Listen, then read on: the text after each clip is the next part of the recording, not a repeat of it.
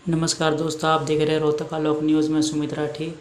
आज जन्माष्टमी के उपलक्ष्य में आम आदमी पार्टी के कार्यकर्ताओं ने मिलकर रोहतक के ओल्ड ITI स्थित के आसपास सफाई अभियान की शुरुआत की गई और साथ ही नगर निगम व सरकार पर अनदेखी का आरोप लगाया और ओल्ड ITI के स्थित डंपिंग जोन बनने पर मजबूर किया। आइए जानेंगे कि जिला आम आदमी पार्टी के ट्रेड विंग के जिला अध्यक्ष साहिल मक्कू ने क्या कहा। जी, आज आप ओल्ड ITI ग्राउंड में पहुंचे हैं, क्या कारण है? देखिए, कारण बिल्कुल स्पष्ट है। हम लोग यहाँ पर सुबह शाम सैर करने के लिए आते हैं और हम लोग बहुत दिनों से देख रहे थे कि पूरे ITI को डंपिंग जोन बना रखा है। जो नगर निगम और प्रशासन कहता है कि नगर निगम की कूड़ा उठाने वाली गाड़ियाँ पूरे शहर में घूमती है, हर घर से कूड़ा उठाती हैं, लेकिन अगर वो घर से कूड़ा उठाती हैं तो फिर ये शहर का जो मेन पॉइंट है, जिसको शहर का दिल कहा जाता है, वहाँ पर डंपिंग जोन क्यों बना रखा है।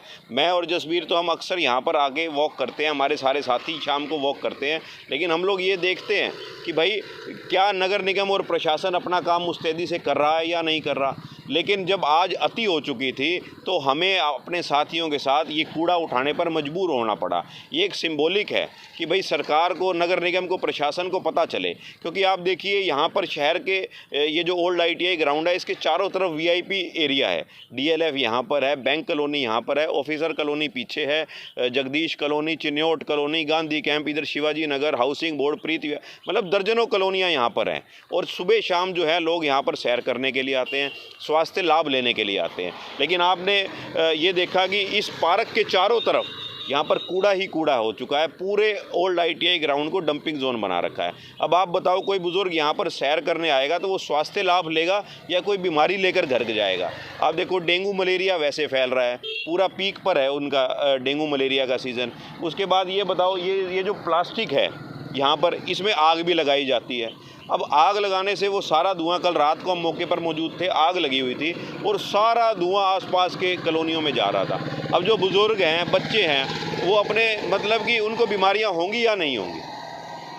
और एक मेरा सवाल जो है नेताओं से भी है कि अब 2 अक्टूबर आने वाली है, फिर जो है वो लोग झाड़ू उठाकर खड़े हो जाएंगे।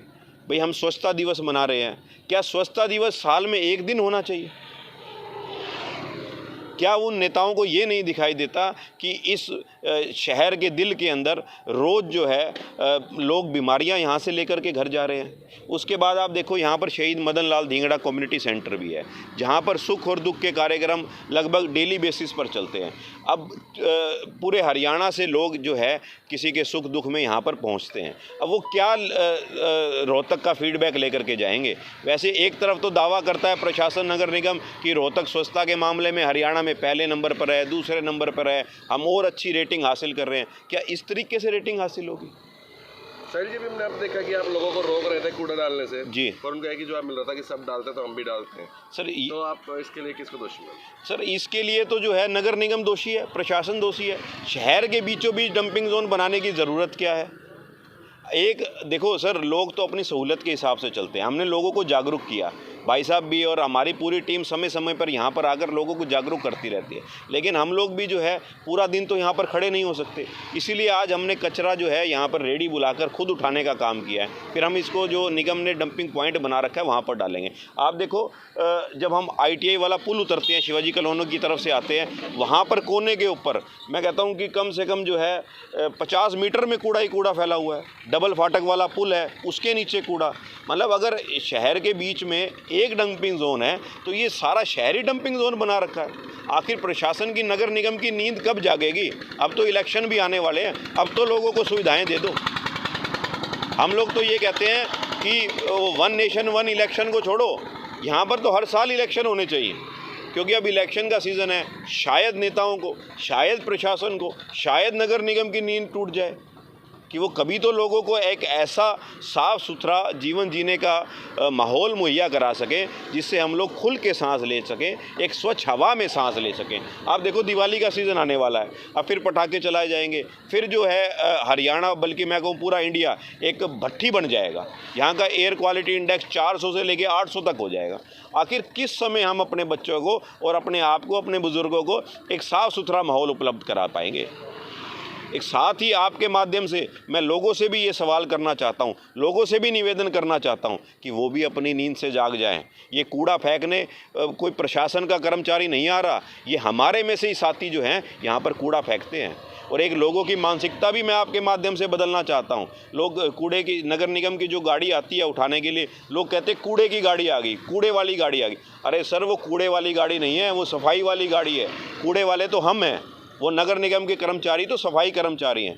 तो जब लोगों के मानसिकता बदल जाएगी उस दिन जो है हम लोग यहाँ पर कूड़ा फेंकना भी बंद करेंगे। और हम सब लोगों को, क्योंकि ये गंदगी तो हमें ही सेध रही है, किसी और को थोड़ा ना सेध रही है, हमारे बुजुर्गों को, हमारे बच्चों को सेध रही है।